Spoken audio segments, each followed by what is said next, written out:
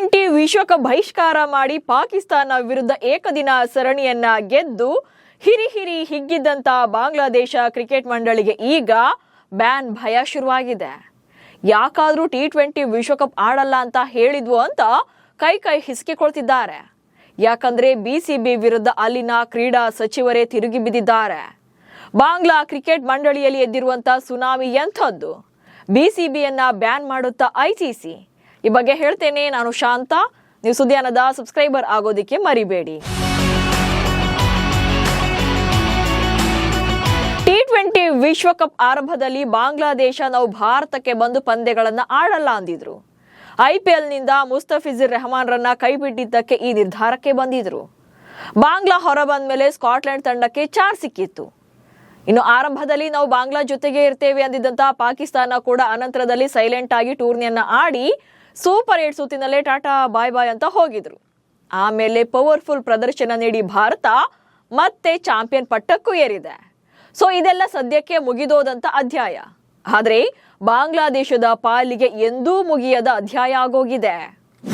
ವಿಶ್ವಕಪ್ನಿಂದ ಹಿಂದೆ ಸರಿದಿದ್ದು ರಾಜತಾಂತ್ರಿಕ ದೋಷ ಎಂದ ಸಚಿವರು. ಭಾರತ ಮತ್ತು ಶ್ರೀಲಂಕಾದಲ್ಲಿ ನಡೆದ T20 ವಿಶ್ವಕಪ್ನಿಂದ ಬಾಂಗ್ಲಾದೇಶ ಹಿಂದೆ ಸರಿದಿದ್ದು ಒಂದು ದೊಡ್ಡ ರಾಜತಾಂತ್ರಿಕ ಪ್ರಮಾದ ಅಂತ ಅಲ್ಲಿನ ಕ್ರೀಡಾ ಸಚಿವ ಅಮೀನುಲ್ ಹಕ್ ಹೇಳಿದ್ದಾರೆ.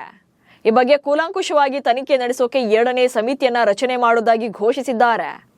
ವಿಶ್ವಕಪ್ ಅನ್ನ ಬಹಿಷ್ಕಾರ ಮಾಡುವಂತ ನಿರ್ಧಾರಗಳನ್ನ ಹೇಗೆ ತಗೊಂಡ್ರು, ಇದು ದೇಶದ ಕ್ರೀಡಾ ಭವಿಷ್ಯದ ಮೇಲೆ ಹೇಗೆ ಪರಿಣಾಮ ಬೀರಿದೆ ಅನ್ನೋದನ್ನ ಈ ಸಮಿತಿ ಪರಿಶೀಲನೆ ಮಾಡುತ್ತೆ.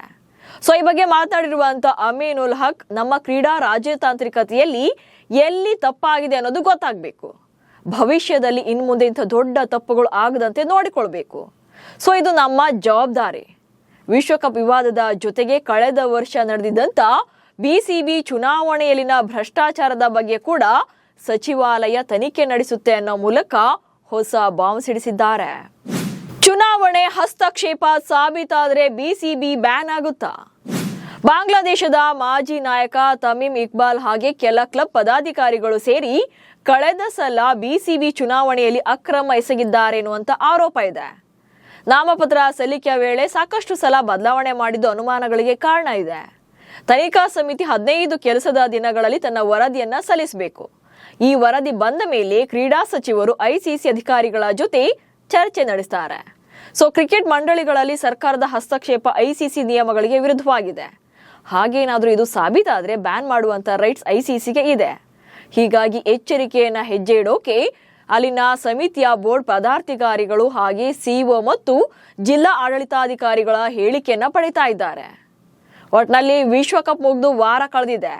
ಎಲ್ಲಾ ತಂಡಗಳು ಸರಣಿ ಲೀಗ್ಸ್ ಅಂತ ಬ್ಯುಸಿ ಆಗಿದ್ರೆ ವಿಶ್ವಕಪ್ ಅನ್ನ ಆಡದೇ ಇದ್ದಂತ ಬಾಂಗ್ಲಾದೇಶದ ಬುಡಕ್ಕೆ ಈಗ ಬೆಂಕಿ ಬಿದ್ದಿದೆ. ನಮಸ್ಕಾರ.